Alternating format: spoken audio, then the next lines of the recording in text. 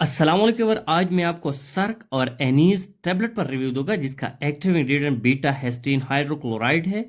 जो 8 milligram 16 milligram और 24 milligram की स्ट्रेंथ में मार्केट में अवेलेबल है। ये मेडिसिन सर में जो चक्कर आती है, कानों में आवाज़ होती है, मतले और उल्टे की जो कैफियत होती है, वर्टिगो होती है, डेजीनेस होती है, इन मसलों को ठीक करने के लिए दिया जाता है। बेटा हिस्टीन मुख्तलिफ ब्रांड नेमों से आती है जैसे कि सर्क है, एनीज है, इसके अलावा और बहुत से ब्रांड नेमों से आती है, लेकिन इसका काम जो एक जैसे है। ये मेडिसिन स्पेशली सर की जो चक्कर होती है, कानों में जो घंटी की आवाज़ बज जाती है, कानों में वर्टिगो होती है, डेजीनेस होती है, इनको ठीक करने के लिए दिया जाता है। अगर इस टेबलेट की यूजेस को देखा जाए तो ये मेडिसिन वर्टिगो और डेजीनेस में दिया जाता है, जैसे सर में चक्कर आती है, किसी भी वजह से चक्कर हो सकते हैं, पूरे जिस्म की जो बैलेंस है वो डिस्टर्ब होती है,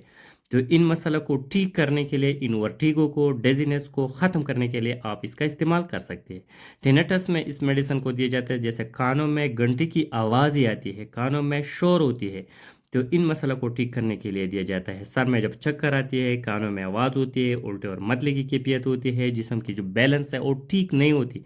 इंसान के सर में चक्कर होती है, पूरी जिस्म घूम जाती है, इंसान पर पूरी दुनिया घूमती है, जैसा वो देखती है सारी दुनिया घूमती है, तो इन मसलों को ठीक करने के लिए दिया जाता है। साथ ही अगर कान की सुनने की सलाहियत कम होती है तो इन मसलों को ठीक करने के लिए भी दिया जाता है। लेकिन स्पेशली ये मेडिसिन सर में चक्कर, कानों में गूंजने की आवाज़, शोर और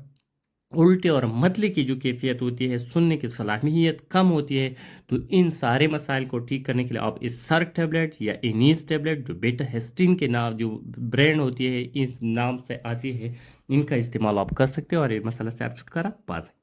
इस मेडिसिन के थोड़े बहुत साइड इफेक्ट भी हो सकते हैं, जैसे फैट में दर्द हो सकती है, फैट में गैस हो सकती है, पेट में जलन हो सकती है। जिस मेडिसिन के इस्तेमाल से बाज़ लोगों में पसीना बहुत ज़्यादा आ सकती है, लेकिन बहुत रेयर केसेस में इतनी ज़्यादा नहीं। अगर इसकी प्रिकॉशन को देखा जाए कि कौन सा लोग इसका इस्तेमाल नहीं करना चाहिए, तो ये मेडिसिन इन लोगों को नहीं देना चाहिए जिसके फेफ्टिक अल्सर हो, मैदे के रिलेटेड जो मसाइल हो, फैट में ज़ख़म हो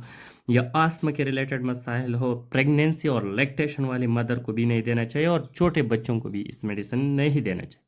अगर इसके डोज को देखा जाए तो ये 8 मिलीग्राम, 16 मिलीग्राम और 24 मिलीग्राम की स्ट्रेंथ में अवेलेबल है। ये बीड़ी इस्तेमाल करना होगा 2 टाइम सुबह और शाम। और मिलीग्राम की जो डिफेंड है वो पेशेंट की नोयत पर देखेगी, एज को देखेंगे। अगर ज़रूरत ज़्यादा है तो 16 मिलीग्राम बीड़ी देना होगा, अगर और ज़्यादा ज़रूरत है तो 24 मिलीग्राम भी दे सकती है, अगर ज़रूरत कम है तो 8 मिलीग्राम दिन में 2 दफ़ा इस्तेमाल कर सकते हैं। जब भी आप मेडिसिन का इस्तेमाल करें, इस्तेमाल से पहले अपने डॉक्टर से सलाह मशवरा निहायत ज़रूरी है। सेल्फ प्रिस्क्रिप्शन कभी भी मेडिसिन का नहीं करना चाहिए।